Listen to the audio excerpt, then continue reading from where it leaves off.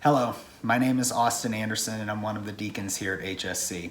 Just wanted to share one more thought from Pastor Chris's sermon on Joshua chapter 14. And the other day we looked at verse 12, and in it we saw that Caleb has a big, bold faith, a willingness to drive out the giants in the land because his faith is anchored in the promises of God. That is big and bold indeed.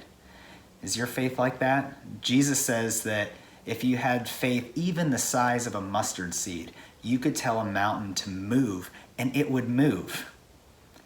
Well, being that I haven't moved any mountains, and I'm guessing you probably haven't either, it's really a testament that our faith is pretty small. It's pretty minuscule and weak. You know, Chris said on Sunday that he feels like he's the chief of sinners in this area, that he thinks too small, he prays too small, and he acts too small. But I'm guessing that's probably because he just doesn't know me well enough yet. All too often I find myself just praying for myself and my family and the people in my immediate sphere of influence. But really, if I think about it, these are all people and areas that I could have a huge impact on if I just set my mind to it, if I just loved my people the way that Jesus does. If there's anything of eternal significance, anything big, anything outside of my sphere of influence, anything big to be done in our nation and in the world, then it needs to involve God. It can't just be from me. So let's think. Are there big things out there that need to be done right now? Something that's bigger than myself, bigger than my sphere of influence? I think all you have to do is turn on your TV or flip open social media to see that right now our nation is in a lot of pain. There is so much hurt. There is so much injustice. There is so much hatred that it causes one to almost despair of how could we ever come back from this? Is our nation being destroyed right now?